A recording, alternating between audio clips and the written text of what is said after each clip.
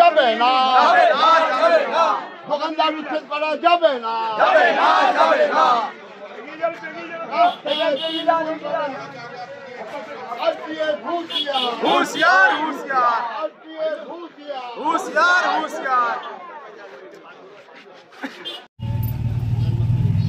পুনর্বাসন ছাড়া আমরা মানব না।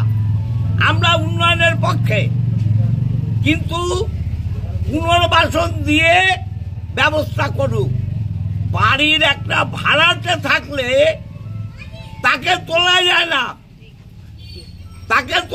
না, আর 50 বছর ধরে এরা করে খাচ্ছে। জওহরলাল নেহরু থেকে আপ টু মনমোহন সিং কেউ এদের গায়ে হাত দেয়নি। কে হরিদাস পাল প্রধানমন্ত্রী, নরেন্দ্র মোদী আর রেলমন্ত্রী, এদেরকে তুলে দেবে এত ক্ষমতা নাকি? আরপিএফ যে রোজ চমকাচ্ছে, আরপিএফ এর বাপের জমিদারি নাকি রোজ যে চমকাবে?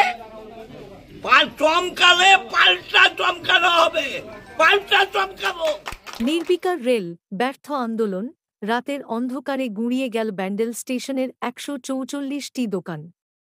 বহু আন্দোলন বিক্ষোভ সত্ত্বেও শেষরক্ষা হল না ব্যান্ডেল স্টেশন সংলগ্ন 144টি দোকানের। রেলের তরফে আগেই 10 জুলাইয়ের মধ্যে জায়গা খালি করার নোটিশ দেওয়া হয়েছিল। শেষ পর্যন্ত 11 জুলাই রাত 12টার পর বিশাল বাহিনী নামিয়ে দোকানগুলি গুঁড়িয়ে দেয় রেল।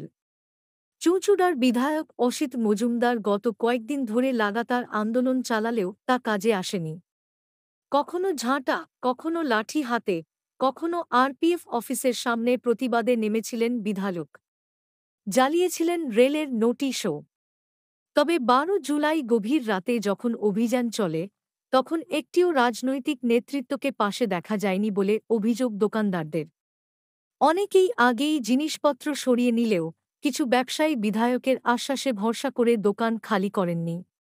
এই উচ্ছেদকে পেটের উপর লাথি বলে উল্লেখ করে বিধায়ক অসিত মজুমদার বলেন, বিজেপি সরকার গণতান্ত্রিক অধিকারকে পদদলিত করছে। উন্নয়নের নামে ক্ষমতার অপব্যবহার করছে রেল। এই ঘটনার পর নিস্তব্ধ হয়ে পড়েছে ব্যান্ডেল স্টেশন এলাকা। ক্ষতবিক্ষত ব্যবসায়ীরা এখন নতুন করে জীবন শুরু করার আশায় চেয়ে আছেন সরকারের দিকেই।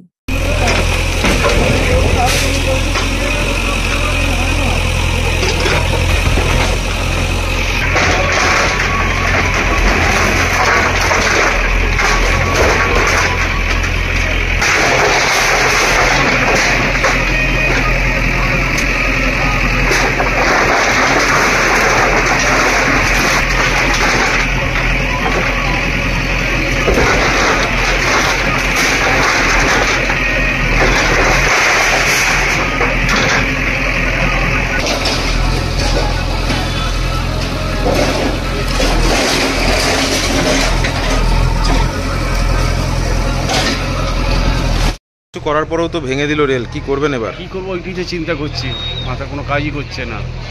এরই উপরে আমাদের সব চলতো, সংসার চলতো, লেখাপড়া চলতো, ইয়ে চলতো। এতগুলো দোকান যাবে কোথাও, খাবে কোথাও? কত বছরের দোকান? আমাদের 60 বছরের দোকান। তো বাবা ঠাকুরদারা করে গেছে। কিসের দোকান ছিল আপনার? আমাদের হোটেল ছিল। রেলকে কি আবেদন করা হয়েছিল? অনেকবার করা হয়েছে, রেলকে করা হয়নি, আমাদের ইয়েকে বলা হয়েছে। কোনো কাজ হয়নি। পঞ্চায়েত প্রধানকে বলা হয়েছে, পঞ্চায়েত প্রধান ইএনের কাছে নিয়ে গেছিলেন, বলা হয়েছে, নোটিশ দেওয়া হয়েছে। চিন্তা করে আরপিএফে গিয়েছিলাম, সেও কোনো কাজ হয়নি। এখন কি করবেন? এখন কিন্তু ওইটাই তো চিন্তা, কি করবো না করবো, তো মাথা কোনো কাজই করছে। আমার দোকান কি রেলকে ভাড়া দিতেন? ভাড়া দিতাম, ইলেকট্রিক বিল আছে, কোনো ভ্যালুই দিল না। ভেঙে তো চলে গেল, এবার কি করবেন? আর কি করবো বলুন দাদা, এই মাসের ইলেকট্রিক বিল অবধি আছে আমার কাছে। না, সে তো রেলের জায়গা ছিল, তাও তো আপনি ভাড়া কি দিতেন রেলকে? এ যখন ডিআরএম অফিসে গেলাম কোনো পাত্তাই দিল না, কোনো কিছুই করলো না। ভাড়া দিতে কিনা সেটা জিজ্ঞেস করতে? হ্যাঁ, ভাড়া দিতাম। ভাড়া দিতেন? হ্যাঁ। কি করবেন এখন? কি করি এখন, কি করার আছে বলুন? সামনে ভেঙে দিল, থাকতে পারছি না দাদা, আর থাকতে পারছি না। আমাদের বাড়ি হলো কাটোয়া পেরিয়ে গঙ্গাটিপুরি, কাটোয়া পেরিয়ে গঙ্গাটিপুরি, আমাদের বর্তমান জেলা।